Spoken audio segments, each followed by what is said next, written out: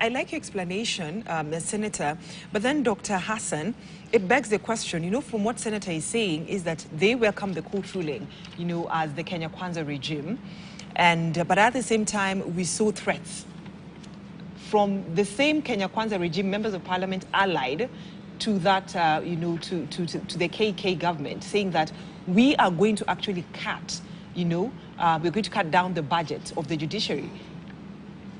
Yeah, thank you very much.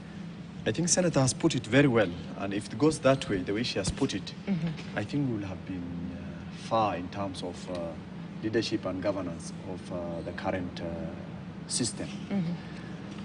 However, there are a number of things that are not right in terms of governance. Just over the weekend, you find the president and the leader of the majority in Meru clearly saying that we will never respect or honor any court rulings that will bar them to deliver their desired plan. And then Ichungwa jumps up and says that indeed, Mr. President, we will going to deal with them.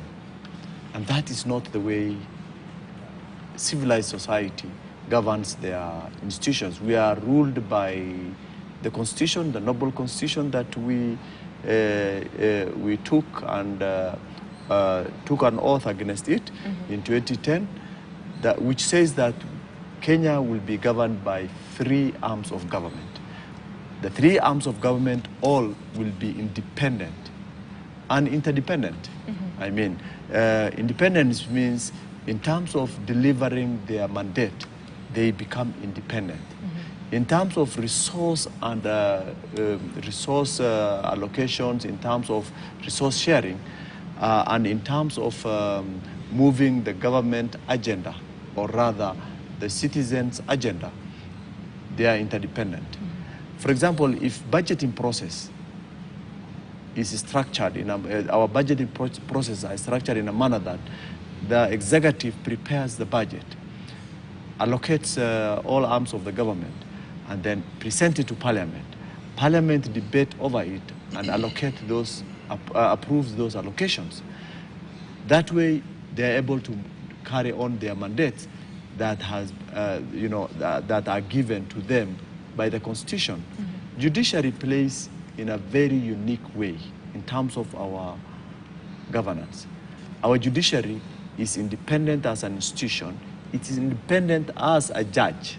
One magistrate or a judge is independent in his own way of addressing issues related to legal issues within the judiciary.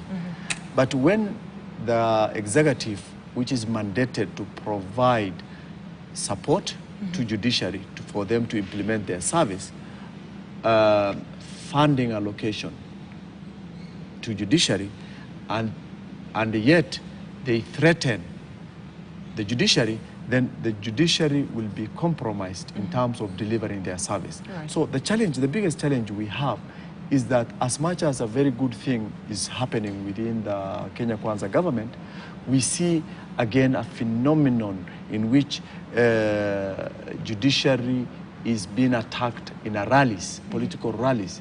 And of course the government at the moment, where, from what we have seen over the weekend, have gone back to campaign mode other than actually service delivery. And of course, and their campaigns are hitting direct on judiciary. And therefore, there is this uncertainty which is coming up.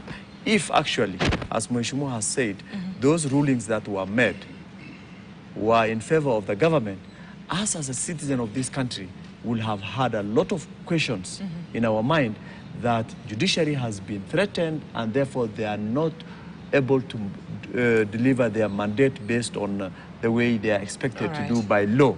Therefore, this has a bit relieved the tension that was there. That was there.